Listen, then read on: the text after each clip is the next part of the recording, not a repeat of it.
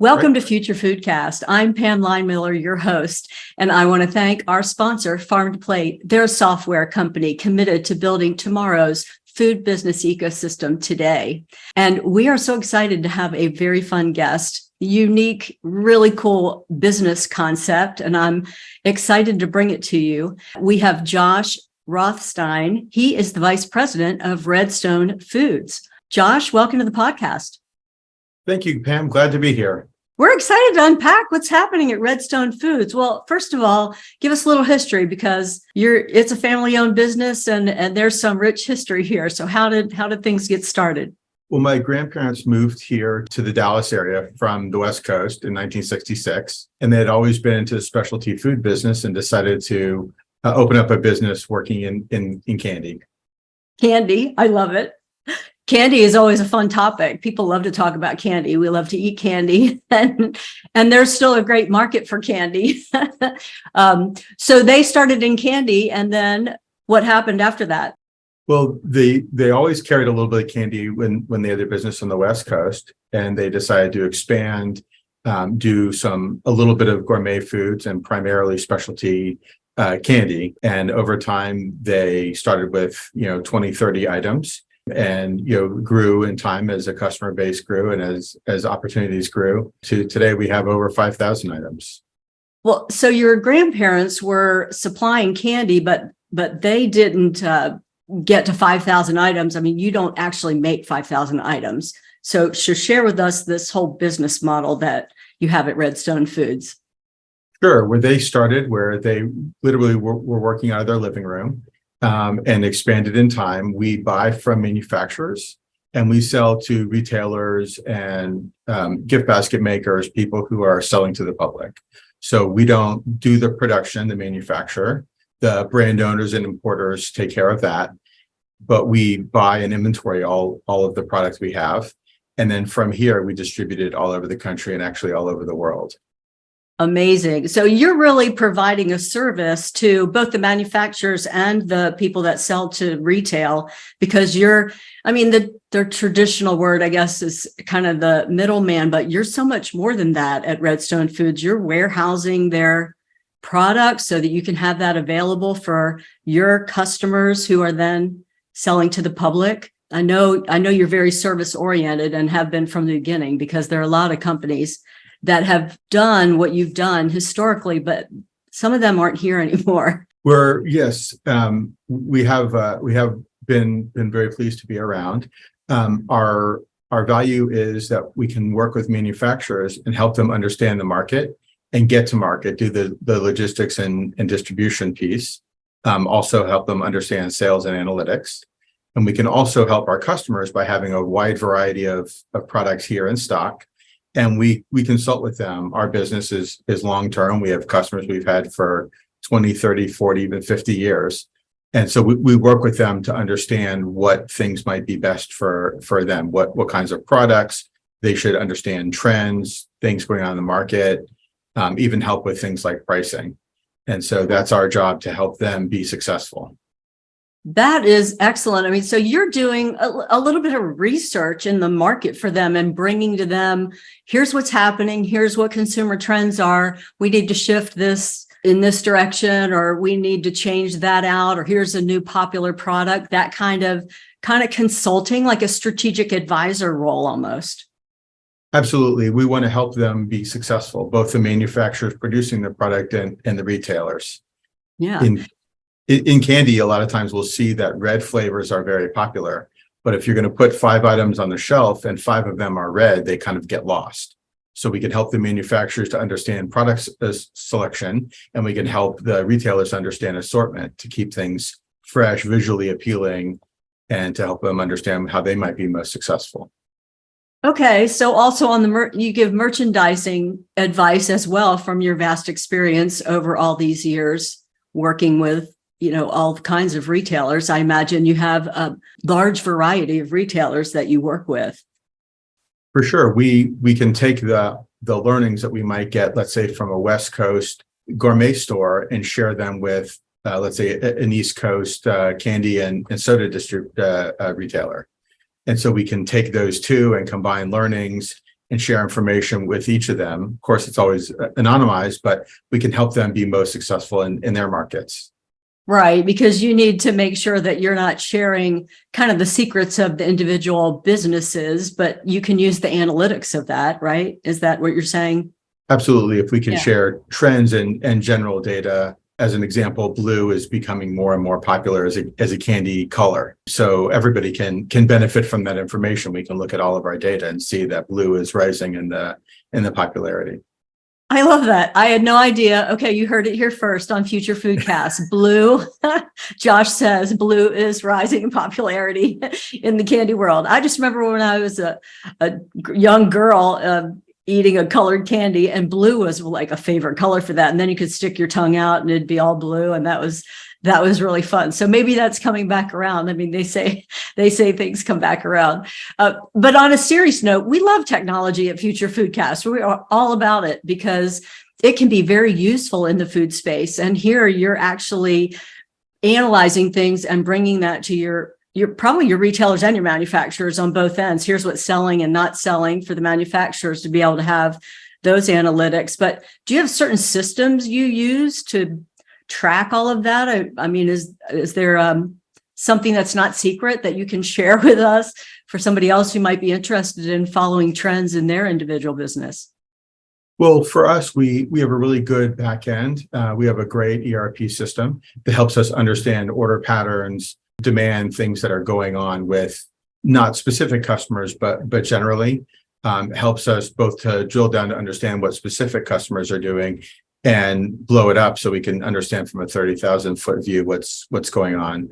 I don't know that there's a specific system or tip we have, but we're able to see what's going on.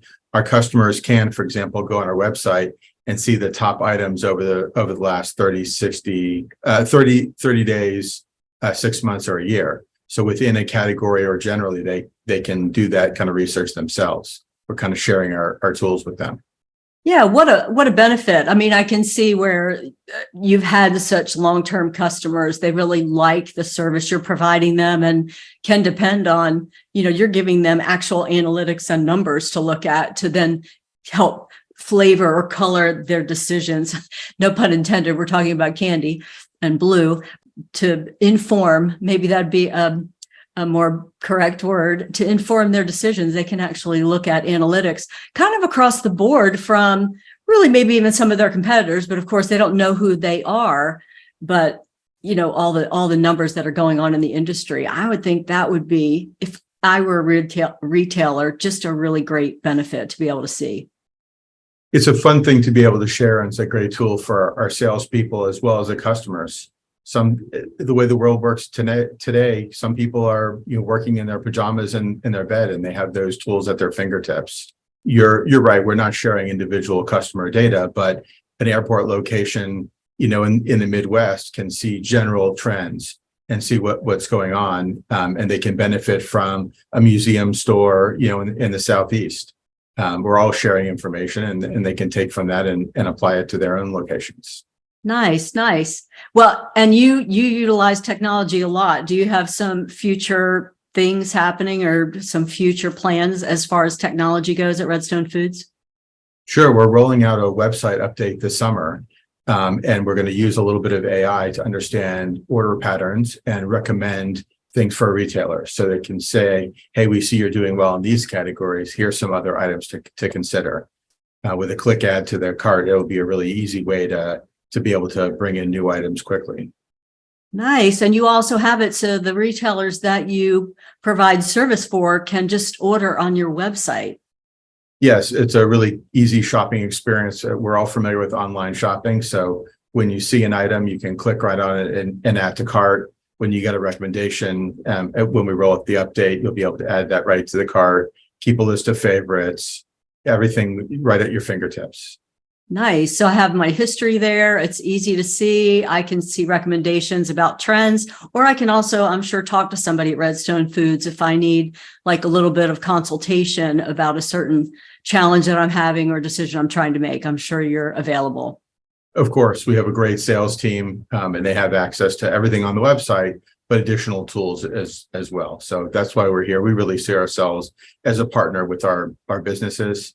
in some businesses, you can make a good living by a single sale. For us, our approach is that we want a really long-term relationship, and we're growing together. So getting somebody to buy something that's not going to be a win for them isn't really helpful for us. We want to see them. Nice. Well, speaking of online shopping, Josh, your retailers are obviously reaping the benefits of that, but we as consumers also got better at online shopping during the pandemic, which kind of makes me think about how did you do during the pandemic? I know a lot of people in the food space globally and generically did not fare well, but some businesses did. Well, we have a unique position because candy is really and we carry a lot of sodas as well, glass bottle sodas.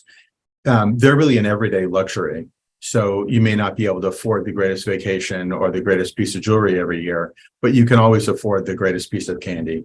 So people were treating themselves and they enjoyed that. We were fortunate to have customers who are really inventive and fun, and they came up with ideas like root beer snack pack. So you might have a family night watching Netflix at home because we weren't going out, but then you could do a tasting with 5 different root beers, and you could decide which your family's favorite root beer would be. That's a fun thing to do, not very hard to put together, and it kept sales going at a tough time. So both providing value and keeping the customers busy. What a fun, creative idea, because you're right. I mean, people weren't taking the trips and all of that, but to be able to feel like you are experiencing something at home and the little fun pack, that's a great idea from one of your customers. And I'm sure some others did similar things to kind of keep the momentum going, keep the sales going, keep people engaged with their product, which yeah, we were all eating some things, maybe more than people eat candy. I mean, I eat candy too, but maybe we were eating it a little bit more than we normally did, because I hear all the stories of people gaining a lot of weight over COVID. But so maybe people took things to excess a little bit, but that's certainly a great idea for a fun night in, since we couldn't have a fun night out over that time. It was a little bit of, like you said, that luxury that we could bring home to the people. Well, so the other service that you provide really for your manufacturers or your suppliers is that you're helping get their product distributed, which is, that's a headache, that whole logistics and the last mile. And share with us a little bit about how you provide service for them. Well, for manufacturers, they can come to us. They might have big minimums because they're really focused on building brands and manufacturing product. So they have to get product out the door, but if they have a fewer, larger number of customers, then they can move their product and focus on what they do best, developing, creating great products and manufacturing them. And we can take care of the logistics and the last mile. We're aided by the fact that a customer could come to us and buy from 50 or 75 manufacturers. So they don't need to have a minimum with every manufacturer. They can just buy from us just exactly as they need.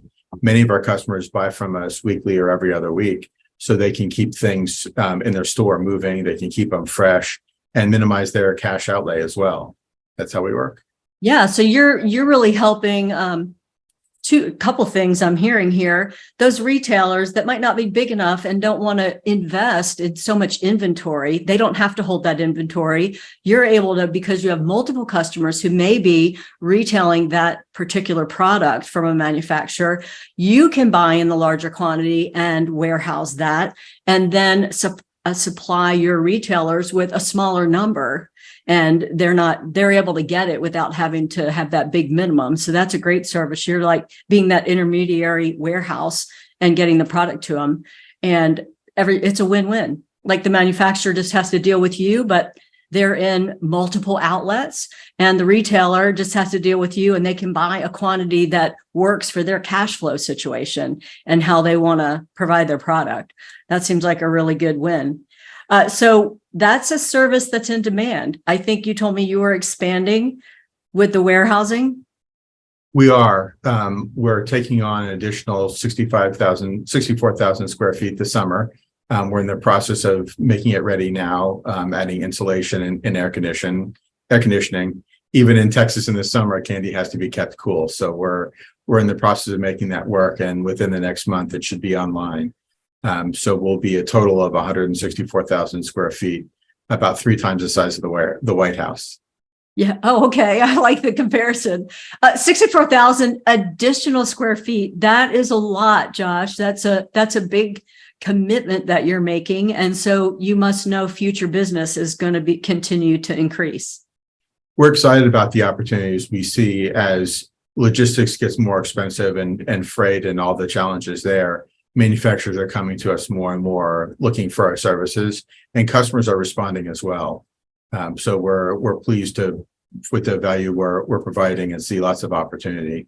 In addition, some brands are able to come to us and ask us to take larger commitments for additional opportunities, and we're excited about that as well. See that as a potential to build. Okay, so it seems like you're just open to helping either your manufacturers on the one side or your retailers on the other side. You're happy to figure out how you can best be situated to help them achieve their goals, and at the same time, then you achieve your goals. Absolutely. In order for our business to be successful, they both have to be happy. Customers have to come to us to buy what we have, and manufacturers have to be able to sell us and keep us in stock. Yeah, that is a great recipe. I just think it's a really interesting business model. I'm glad that the business model has longevity with the test of time, and you've been able to refine it and kind of get the best of both worlds, and you're meeting today's needs for what's happening with distribution and warehousing and just expanding. It's very exciting. We've talked about so many different cool things, I'll say, no pun with the warehouse being refrigerated, that are happening at Redstone Foods. But is there anything else that you want to share with our audience before we go that we haven't touched on, Josh? Well, we're very excited about a couple of new product launches. One of them is a new energy drink. It's by the folks from Slime Liquor. It's toxic waste energy drink. So it's going to be a highly caffeinated, delicious flavored energy drink, and we're going to be the exclusive distributor. So we're excited for that to launch late summer, early fall. Nice. And you've got the warehouse space to do it now. We're ready. Waste. Toxic waste. I love the name of this energy drink. Okay, if I can overcome the name of it, I'll have to try it. But that's great. In truth, the names are fun, but we're really aiming for a delicious soda. We did have the opportunity to taste them, and they were something that I think everybody will enjoy. Great. Good to hear. Well, we look forward to that coming to shelves that you're distributing to soon, Josh. Really appreciate you being on the podcast with us today. And we also want to thank our sponsor, Farm to Plate. They're enabling better food supply chain management. You can find out more at farmtoplate.io. Thank you very much, Pam. I appreciate the opportunity. Thank you, Josh. Thanks for listening to Future Foodcast. Future Foodcast is powered by Farm to Plate, the leading food blockchain platform. Subscribe on YouTube or wherever you listen to podcasts to stay up to date with the very latest innovations in the food industry.